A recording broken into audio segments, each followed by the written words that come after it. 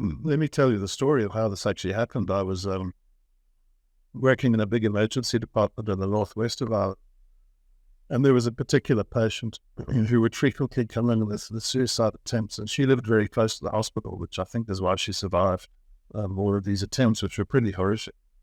And the one Thursday afternoon, she came in and she'd actually slit her own throat with a knife in front of paramedics. And I was able to repair that in the emergency department. It was pretty significant. We've actually got an article on this case reproduced with permission on our website. But I used ketamine extensively as a procedural sedative and anesthetic agent. And I used that on this particular lady, and she literally, the psychiatry department had washed their hands of her. She was on all the normal kind of recipe of stuff that people are on when they reach that stage, and nothing was working. And I saw her a week later for a follow-up visit, and she was a completely transformed individual. And I was really scratching my head as to why this was the case. And then I realized that it was the fact that she'd had several doses of ketamine during her procedure that I'd done, to repair this massive laceration of the neck.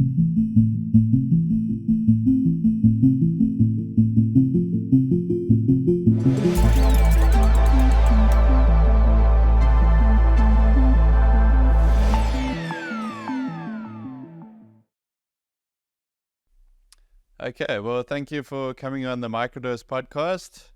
I would just like to start with a basic introduction of who you are and what you guys do at Ketamine. Sure, Gary. So my name is Dr. Alan Howard. I'm an emergency physician, and I have a small general practice as well. But when I gave up emergency medicine and semi-retired back in 2019, I came back to South Africa from Ireland and started the first dedicated ketamine infusion clinic in the country, in the Natal Midlands. And I'm sure I'll have a chance to tell you a little bit about how things developed. But at this point, we now have 6 clinics across 3 provinces in South Africa and more in planning. So it's something that's really caught on. And it's been very rewarding to see the result that it's had in people's lives. And I'll tell you more about that down the line. Thank you. Thanks. Just to go back, if you don't know what ketamine is, I understand it's a widely used anesthetic, and I think most people probably confuse it for either like a horse tranquilizer or a mainstream party drug. So maybe we can just go into what is ketamine and its historical use before even its therapeutic use. So it's actually all of those things. So ketamine is actually a horse tranquilizer, interestingly, and it's been around for over 5 decades. People didn't realize that as well. Its precursor was something called phencyclidine, or PCP, which was known on the streets as angel dust. You might have heard of that way back in 1958. And, that was quickly shelved because it caused major problems and disruptions in people that took it. And in 1962, someone by the name of Calvin Stevens, a professor of organic chemistry, started tinkering with PCP, or created an analog which became known as ketamine, and that was way back in 1962. Ketamine was primarily used as a dissociative anesthetic, and it gained major popularity during the Vietnam War. It was used in field hospitals and on the battleground. It has potent analgesic qualities as well, but people who are given ketamine will enter a dissociative state. So it's rather like a really serious kind of daydream. You're not unconscious. It's not a general anesthetic in that sense, but people will develop a different sense of self, a different sense of their environment. And it became known as a psychedelic agent as well, but it does have other qualities like profound analgesia. And it wasn't until the early 2000s that its antidepressant qualities were first recognized. And in 2006, Carlos Zarate actually wrote the seminal paper on ketamine for resistant depression. And it's gathered momentum ever since. And it's now not so much a sort of a fringe medication for depression anymore. It's far more accepted as a mainstream treatment. certainly on those patients in whom traditional antidepressants don't seem to work or yield the desired results. And my understanding with traditional antidepressants is they kind of target the serotonin system, and even things like psilocybin will affect serotonin. But I think with ketamine, it's the glutamate system. And what is the difference with that? So traditional antidepressants are what are known as monoamine. They target the monoaminergic system. And the monoamines are things like serotonin, dopamine, and noradrenaline. And those have been the traditional targets of depression management, starting way back with the likes of Prozac and developing into this major big pharma industry that we have today in this space.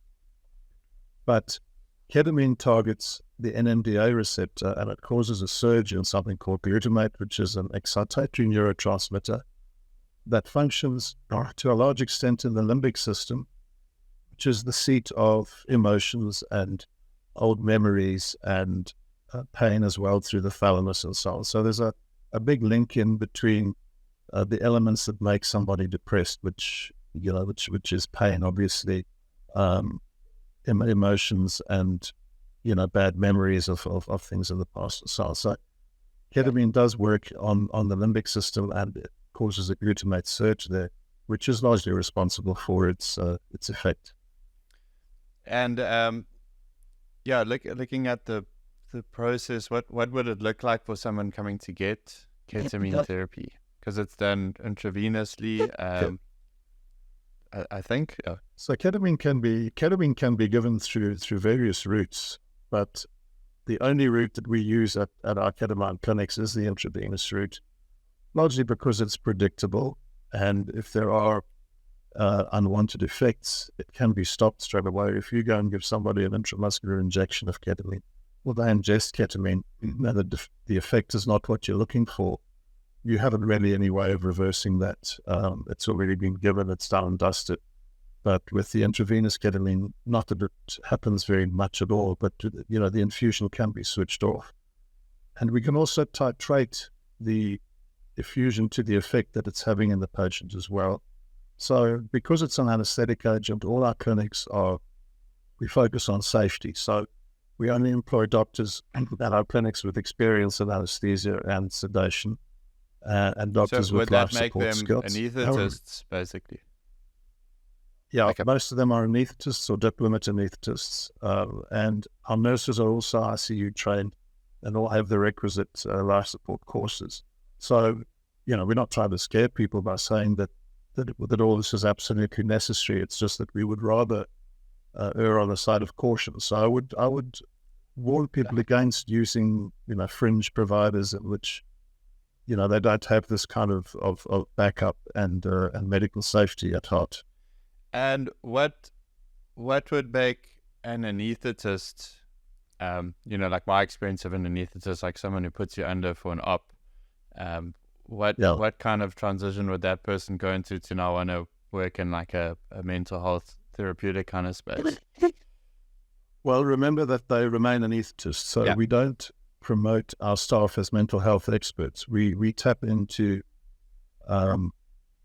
patients' own psychiatrists and mental health support team that is treating them, and we offer this as an adjunct to the treatment that they're already having. So patients need to continue with cognitive behavioral therapy, with talk therapy. We do have a national care team that works exclusively with ketamine, to whom we can refer people for virtual consultations. So if somebody doesn't have a referring psychiatrist, we will get them assessed from a psychiatric point of view. But our focus at the ketamine clinic is, hey, this is an anesthetic that we give on this patient. We need to give it in a clinically safe environment, and the training has to be appropriate for what we're doing. Obviously, we've given almost 9,000 infusions now since 2020 at our clinics across the country. So we're becoming very tuned in to what ketamine is doing to patients' mental state, how it's actually affecting them. So, we're learning all the time about this, and we've become fairly adept at this. But we still rely largely on the mental health care team support that we get either from our own care team or from the patient's own psychiatrist and network. So do you guys provide like an integrated like therapy thing as well? Or is that excluded from you guys? Is it like kind of you work in conjunction with psychiatrists or psychologists? We do work in conjunction with them. We encourage patients to go for pre-infusion counseling. We also tell them what to expect. We have a fairly comprehensive preliminary consultation with all our patients and run through the entire process with them. We also monitor their depression scores. We use something called a PHQ-9 for the depression scores and a GAD-7 for the anxiety, and we monitor these scores of changes in these scores throughout it's usually a 3-week process of 6 infusions. And we see dramatic decreases in the patient's depression and anxiety scores. So we do all that in-house ourselves, but in terms of, the one-on-one psychotherapy sessions, we don't offer those at the clinic, but we do make the necessary recommendations and referrals for patients who might not have their own psychiatrists. Yeah, a couple of years ago, I did some like news content for NBC Alex, and we filmed at a ketamine clinic in Los Angeles, and it was quite fascinating because I filmed a lady have her like intravenous experience, and then this was her 6th and final treatment, but it was quite amazing because she was just like she was a bit of an evangelist, almost like everyone needs to do this. But I think for her, she was so depressed and suicidal 6 treatments prior that she couldn't believe. Yes. What's some of the success stories you guys have, or what would someone, why would they be drawn to ketamine as opposed to maybe a more Western approach to depression or something? Okay. So I'm assuming the clinic you're talking about was Steve Mandel's clinic, KCLA, Ketamine Clinics of Los Angeles. I think so, yeah. And, I did a lot of my initial research on this before I came back to South Africa from Ireland, looking at the protocols that Steve Mandel, who's an anesthetist, was using. And at that time, I think they'd already given around about 15,000 infusions, and their success rates were quite remarkable. And it might interest you to know that the data from the clinic, our flagship clinic in Hilton and KZN, was actually harvested by the Department of Psychiatry at UKZN. And that retrospective review, which was done independently of us entirely, and has just been released in the South African Journal of Psychiatry. And on those 154 patients that they sampled from the Hilton Clinic, it was really encouraging to see that upwards of 70% had reversed their suicidal ideation after the ketamine infusions, which is kind of in line with what you're saying. You saw there at the Los Angeles clinic. And in fact, our results were actually slightly better even than a lot of internationally published reports on reversal and response of depression.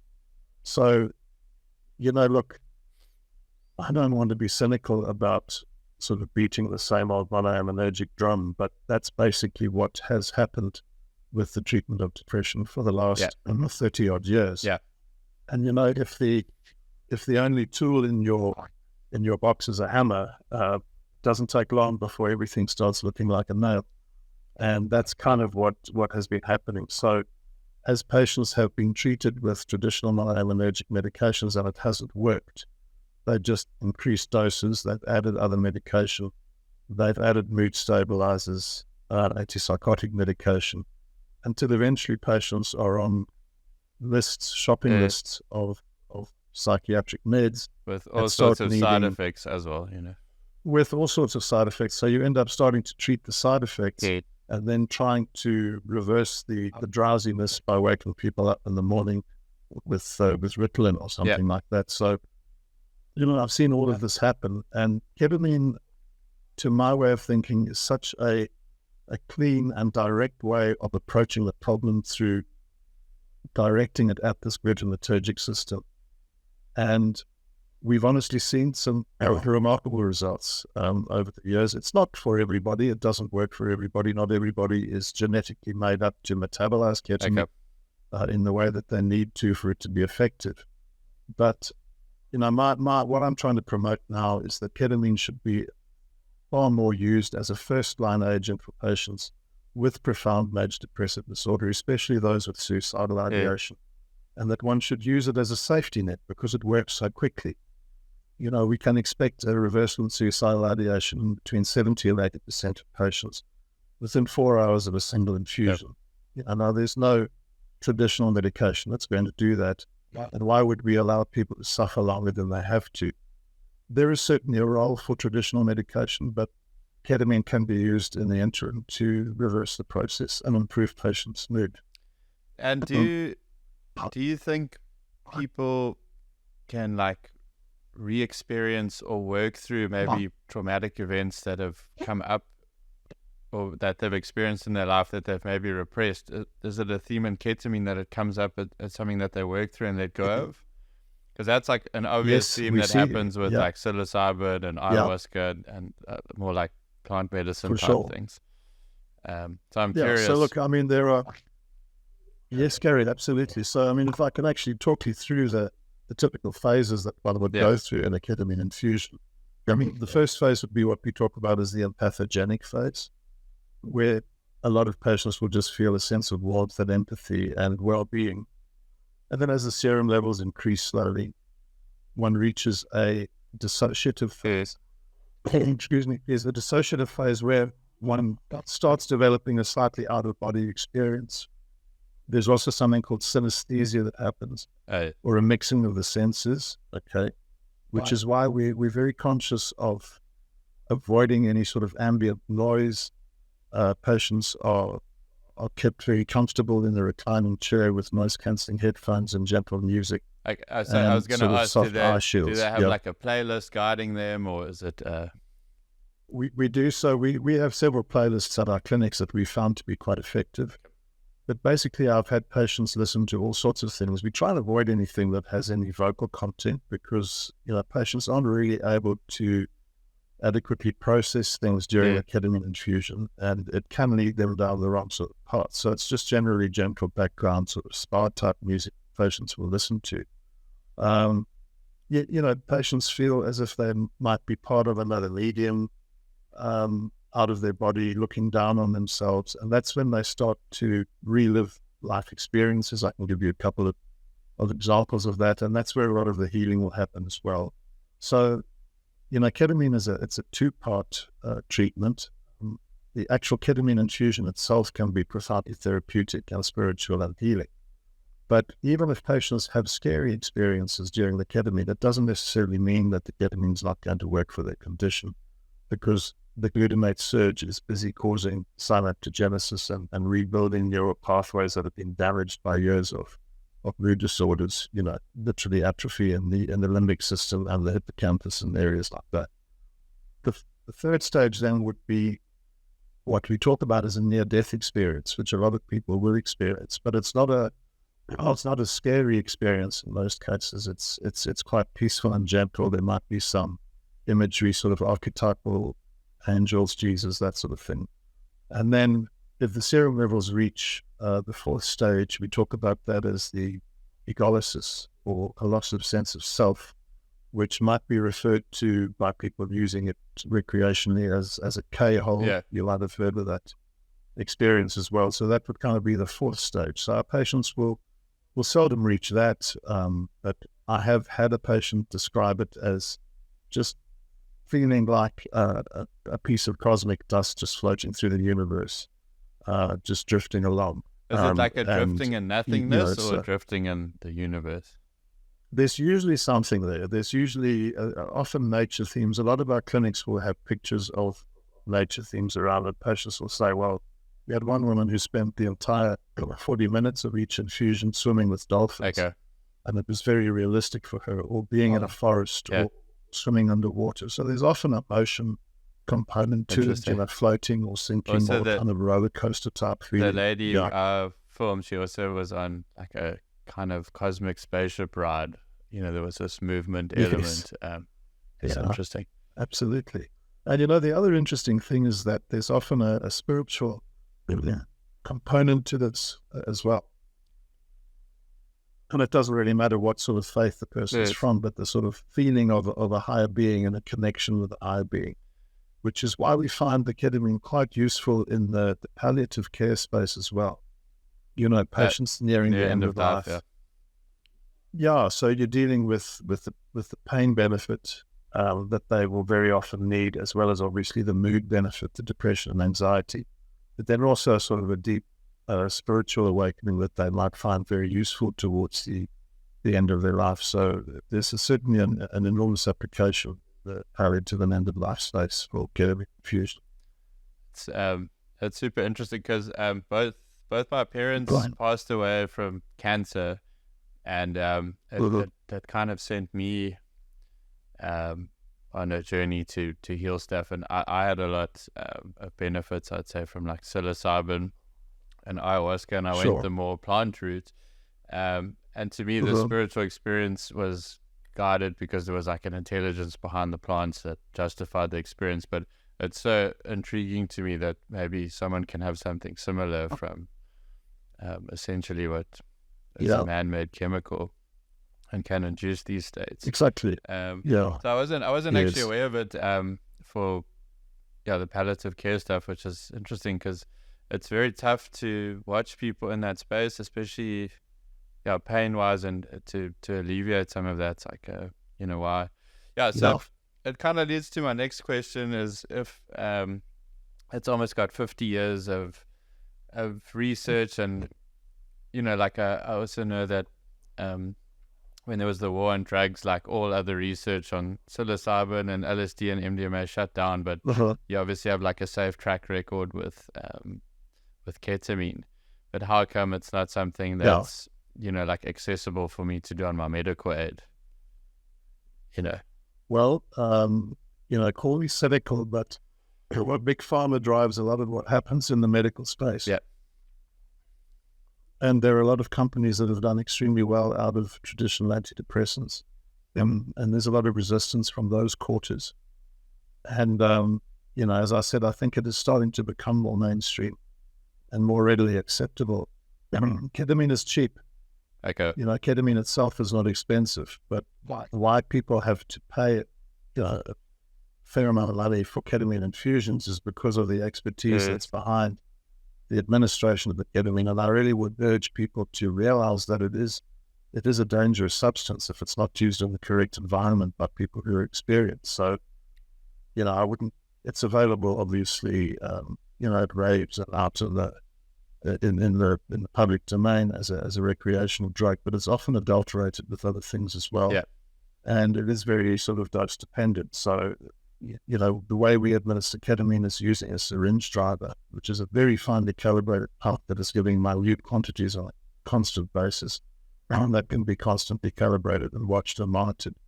And the patients are also on ICU-grade cardiac monitoring throughout that. Okay. So we watch their respiration, their blood pressure, and we can react to anything. But as I say, we have 9,000 safe infusions under the belt.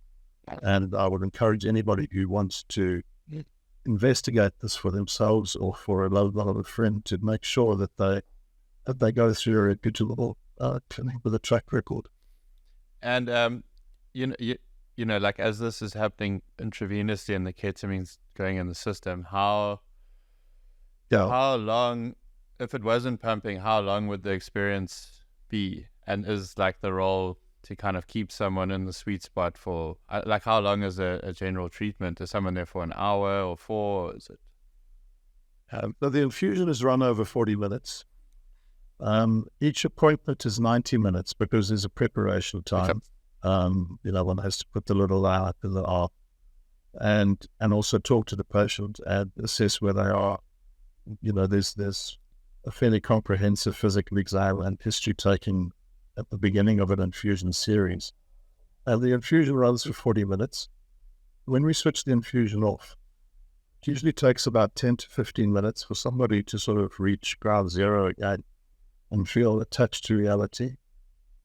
So, ketamine-assisted psychotherapy is something that's great, but what people don't realize is that it doesn't have to happen while the patient is under the ketamine infusion. We actually have learned that we avoid contact, whether verbal or tactile, during the infusion, simply because it can trigger an adverse event in the patient. But ketamine-assisted psychotherapy is extremely valuable in the time after the infusion, where patients can be debriefed and they can relive their experience and gain the therapeutic benefit out of what it is that experienced. As you mentioned earlier, often reliving life experiences, whether they're happy or sad.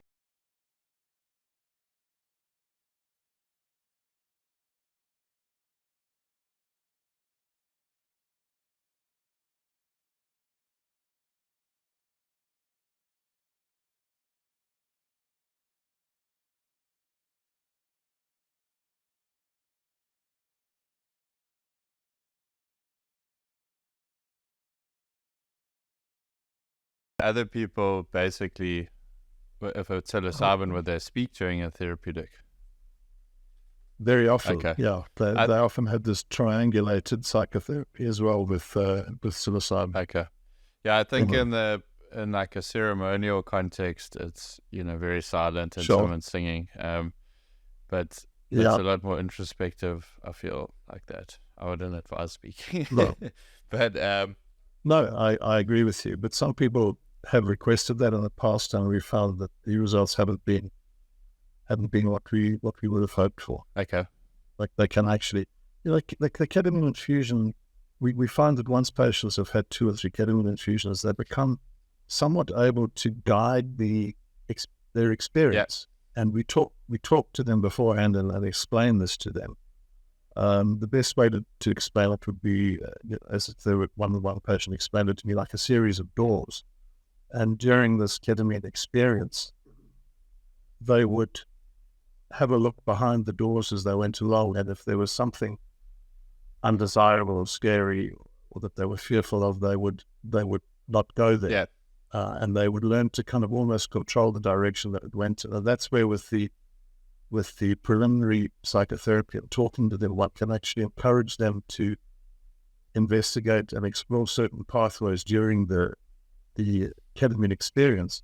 And a lot of patients will have epiphanies or revelations that happen to them while they're under the ketamine that they can actually translate into real life or into their waking reality. And they have actually become real solutions to real problems that occurred to them while they were under the effect of the ketamine. So it can have quite a profound effect on people's lives. Yeah, I feel like I've tried antidepressants and stuff when I was younger, but for me it always just felt like it was pushing down the problem until it like exploded. As opposed to willingly a numbness. Yeah. Sure. Willingly like taking on the tough stuff. So do you think it takes a bit of courage and humility to do a ketamine session more than once? Like, do you ever have people that come once and they're like, that was too much? Is it generally like we have had patients, particularly patients with profound anxiety, that might find that the ketamine actually piques their anxiety excessively, and they tend to back away from it. That said, ketamine can be very effective for anxiety and even for conditions like PTSD, where we do find that, with PTSD in particular, there will often be a fairly fearful and frightening part to the ketamine experience, because patients' control mechanisms are significantly repressed and pushed down during the ketamine. So a patient with PTSD or anxiety or depression can control the face or what they show outwardly to the world, during the waking reality. But under ketamine, it all just comes bubbling to the surface and tumbling out. So it can be scary for someone with PTSD, for example. But we do train our staff and our doctors to recognize that and deal with it appropriately. But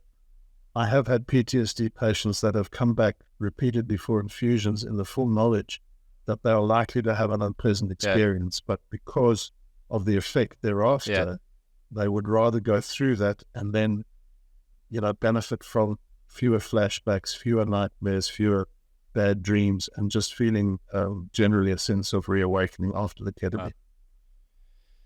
Yeah, it seems like with these substances, sometimes you don't get what you want, but you get what you need. But it's interesting that you can eventually kind of control the. Some people can, not everybody. Like a lucid dream. Yeah.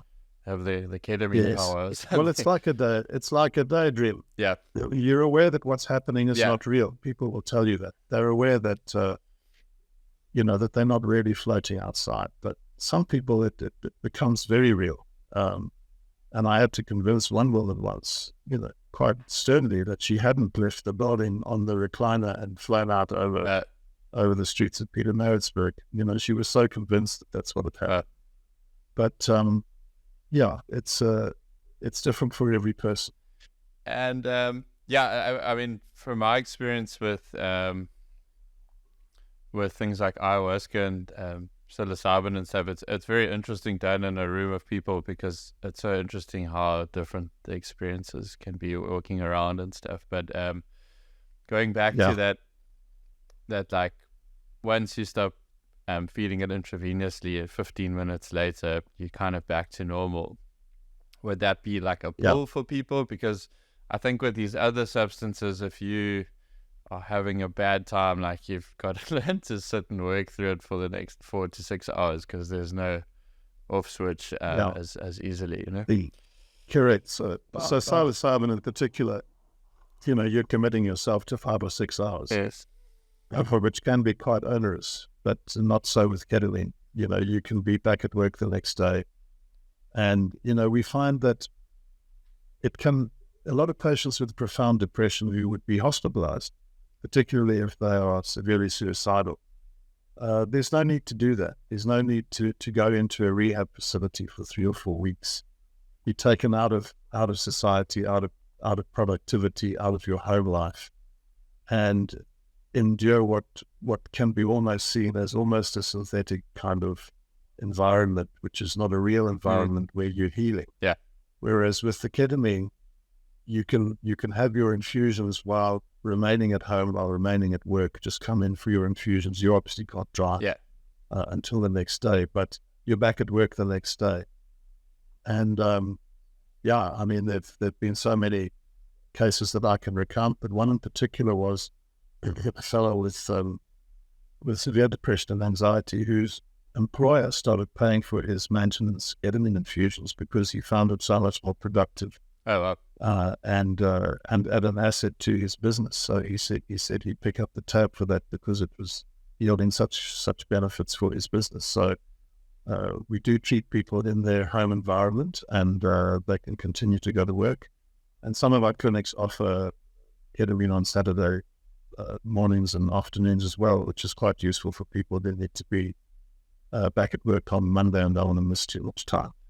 And also, I don't know if that's here, but I know in the States, I think it's called like S-ketamine or something. That I get the ketamine in the nasal spray. Is that something you guys condone, or is it a bit of a different?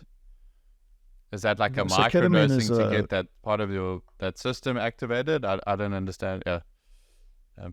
I wish it was. That would be ideal if it were that. But unfortunately, so ketamine is a racemic mixture of 2 enantiomers, which is like a left and a right hand. They mirror images of one another. One is called right or R-ketamine. The other one is S-ketamine, or the left-handed enantiomer. And, the issue really is that there was an acceptance and a realization that ketamine was working for depression. But because ketamine had been around for so long and the patent had expired, and ketamine is actually on the WHO's list of essential medicines, 50 essential medicines as an associated anesthetic. The racemic mix of ketamine, which is what we give intravenously, could not be monetized. So in order to make money out of ketamine as an antidepressant, they had to come up with an idea to make it something new that could get FDA approval and then become monetized. So the consequence of that was to split it into 2 and say, well, let's just take one half of it and give that rather than the racemic mixture. So you can call it disingenuous if you want to. What would be the kind of what would be the downside of that? Well, the downside of it is that studies have subsequently shown that the racemic mixture is almost twice as effective as the single enantiomer. There's a couple of studies you can read in our newsletters on our website and in our literature section on the website. But the other thing, of course, is the prohibitive cost, and it is extremely expensive because of the fact that it's now newly on the market. It hasn't really been launched in South Africa yet. But when I saw that there was a nasal spray that could be used, I thought that's great. From a microdosing point of view, that would be a wonderful thing to use, and it could be used at home to sort of supplement the ketamine infusions. But unfortunately, it remains a dissociative anesthetic. So the nasal spray, the S-ketamine nasal spray, must be given in a clinically monitored environment by a doctor. So unfortunately, it's taken it off out of the realm of possibility to self-administer it at home. And just looking now, do you find it to be an almost exciting time? Because it seems like we're going through this psychedelic renaissance in some ways, where there's all these studies and treatments emerging, and there's like a far more openness to psychedelic assisted therapies and stuff. Do you think we're in an emergence of a new exciting time for mental health? And what does that look like for you? I do think we are, but something I'm quite interested in are the cognitive biases. And cognitive bias is something that is alive and well, and it's not lacking in the psychiatry field either. There's convention bias. We've always done it this way. This is the way it's going to be.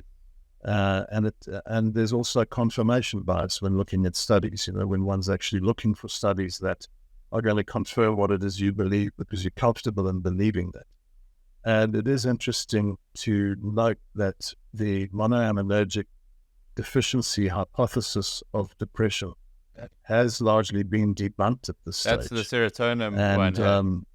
That's the serotonin, noradrenaline, dopamine deficiency hypothesis, which was, it was a nice, warm and fuzzy thing for everybody to understand. And SSRI is a selective serotonin reuptake inhibitor. But, excuse me, if you inhibit the reuptake of something. If it worked so well, surely less people would need or it wouldn't be. The question is exactly. So the question is, so what that's led to, Gary, is something that is a little bit of a bugbear for me, which is this concept of treatment-resistant depression. So if you think about that a little bit, if you say that something is treatment-resistant, what you're basically saying is it really should be sorted out by this particular treatment, but either the patient is resisting the treatment or the condition is resistant, rather than just putting your hand up and saying, hang on a minute, this might just be crap treatment. It's like saying that a colleague's fracture of the wrist that doesn't get better when you put a Band-Aid on it is a treatment-resistant fracture. It's not. It's just that the Band-Aid is not the right treatment for it. So there has to be this mindset change that not every patient with depression is going to respond to monoaminergic,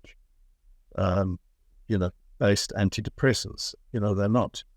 And yet there's significant evidence out there and data to show the beneficial effect of ketamine infusions. Specifically, once again, I'll go back to the suicidal issue because, suicide is very prevalent. That's actually what pushed me into this field in the first place, was my experience with an uptick in suicidality and suicide attempts as an emergency physician amongst young people when I was in Ireland, back around about 2018, thereabouts. And it was almost epidemic there. And that's was like even pre-COVID, that was pre-COVID. So with COVID, obviously, there's just been this huge uptick in depression and suicidality. And there honestly is nothing that will work as quickly and effectively as a ketamine infusion in most cases. I mean, if Big Pharma came up with a pill that could do what ketamine does, it would be all the rage, but they haven't. So that's the reality. Yeah, I find it becomes like a question of whether you want to take a passive or active role in your healing as well. And some people you get so stagnant or stuck in depression or suicidal tendencies, and I've seen it. And yeah, like a psychedelic experience can open you up to separating yourself from your thoughts. It can expand you to a deeper awareness of your body, your mind. It give you a spiritual experience. It can open people up to having an active role. Because so often, the depression and stuff is so linked to what they're eating, how they're drinking, how they're sleeping, how they're moving. It's like these basic functions of the body that absolutely haven't been adopted or taught. So I've got my dreams to kind of work in psychedelic integration from a holistic perspective, and that's what I'm on my way to try and do. But it's obviously a journey there because I'm still a filmmaker, but we'll get there one day. But yeah. So is it quite a recent thing for you then, obviously, from seeing that in Ireland to then open the clinics here? Was that kind of the catalyst moment for you? What actually happened? Let me tell you the story of how this actually happened. I was working in a big emergency department in the northwest of Ireland, and there was a particular patient who would frequently come in with the suicide attempts, and she lived very close to the hospital, which I think is why she survived all of these attempts, which were pretty horrific. And the one Thursday afternoon, she came in and she'd actually slit her own throat with a knife in front of paramedics.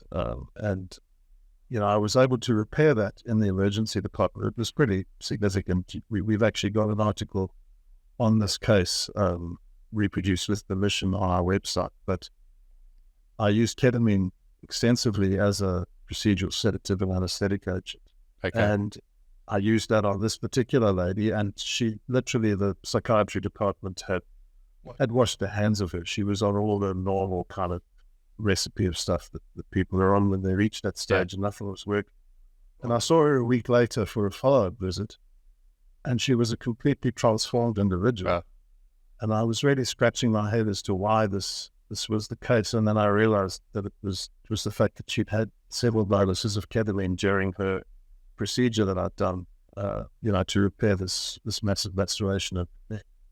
And that's when I really got interested in it and started researching, and I had a look at what Steve Mandel was doing in Los Angeles, and realized that not very much was happening in this country at that stage. So I came back and contacted a few psychiatrists, and the rest is kind of history. It's just snowballed from there, and it's very rewarding to see the results in patients and the effects on their family. I had a patient once, I said to them, "Are you on medication for your depression, and is it working?" And they said, "Yeah, it's working." I said, "How are you feeling?" They said, "Well, I'm feeling nothing."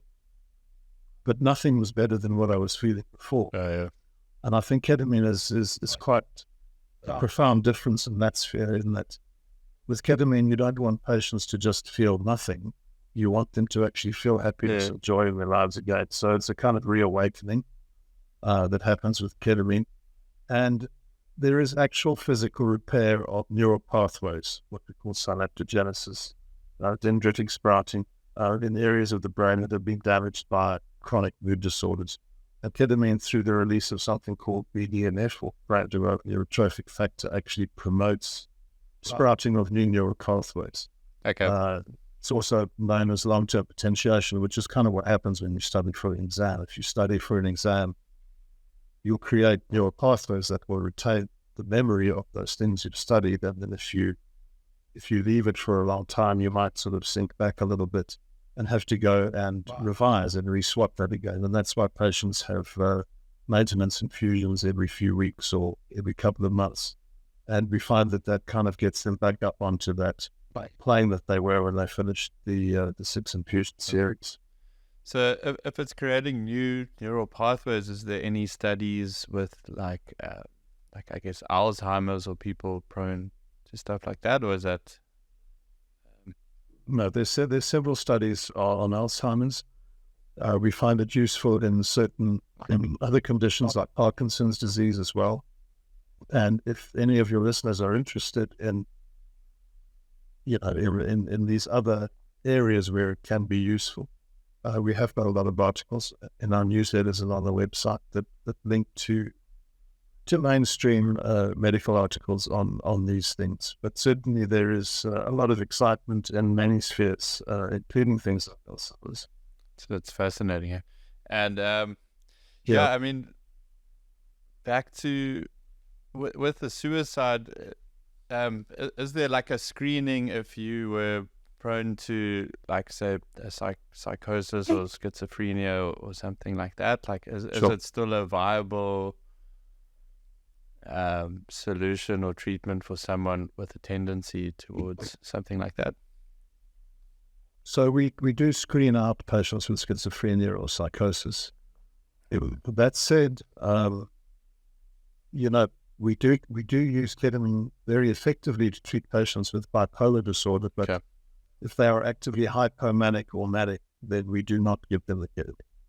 So most patients with bipolar 1 or 2 will be in the depressive phase or the dysthymic phase of it, or might be cyclothymic. But if they are actively manic or hypomanic, then we do withhold the treatment from them at that point. Anybody who's actively intoxicated with any substance is automatically screened out of the process, as well as patients who are demonstrating any sort of psychosis. Yeah, it's easy for your brain to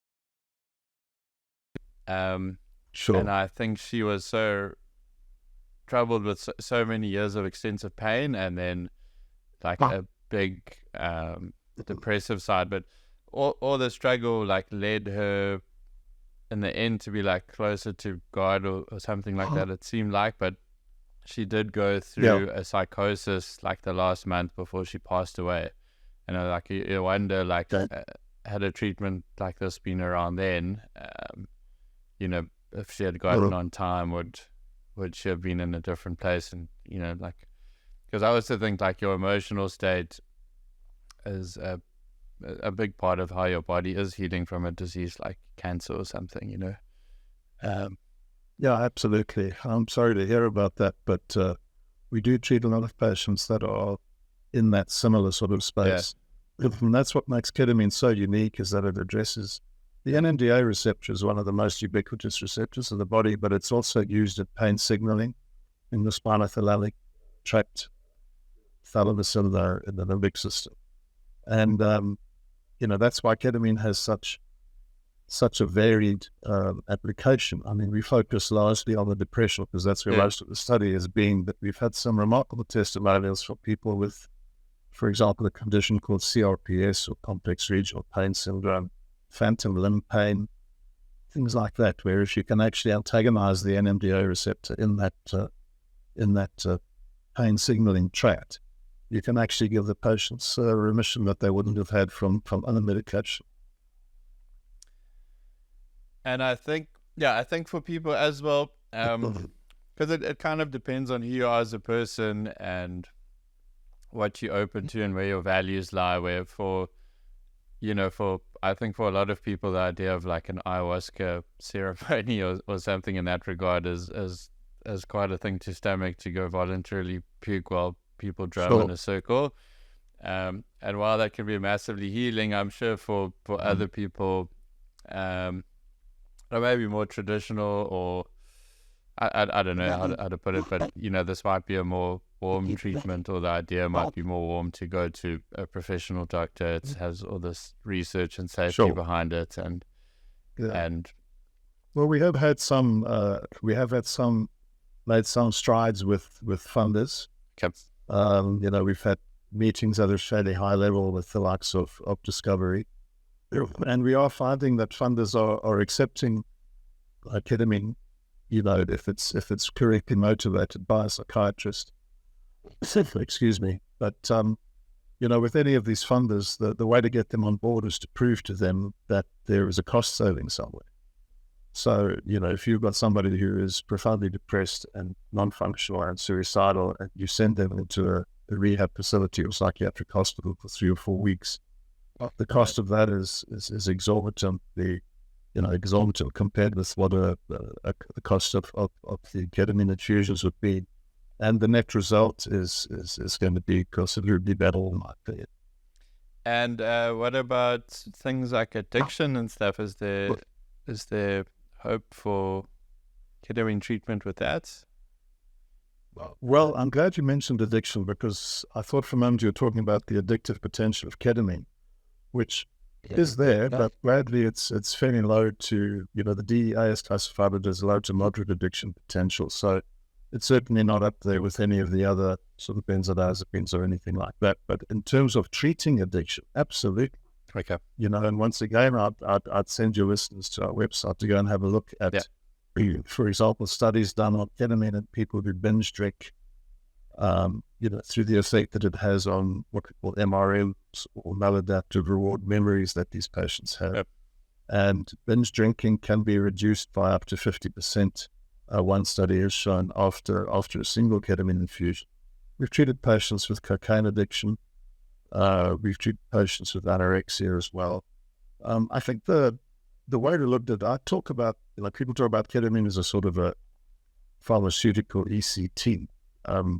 I think about it more of a sort of a limbic liberation, or kind of creating a blank canvas onto which these new neural pathways can be placed and grow, and kind of develop your mood and your perception of things in an entirely different direction to what you've been used to. Because depression and anxiety tends to create its own negative feedback loop, and it just feeds on itself, and the one begets the other, and you just get into this vicious cycle of not getting better.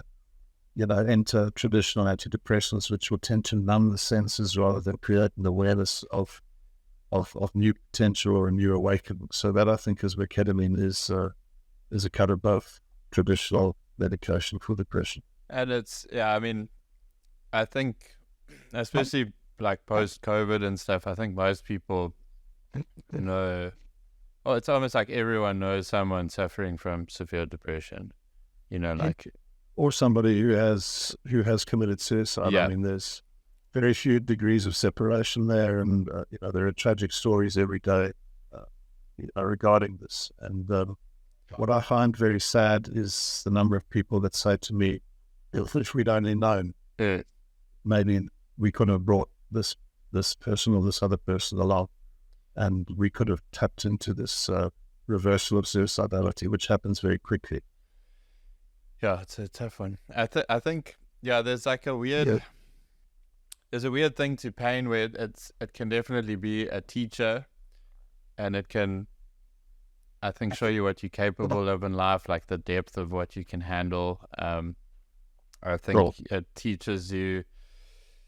Yeah, I don't know. I've had car accidents and injuries, and seen stuff with my parents, and it can teach you about like the fragility of life and your own body and stuff. But if you don't get out of it, your whole life is in this depressive blinder almost, that you can't see anything worth living for, or something worthwhile within yourself.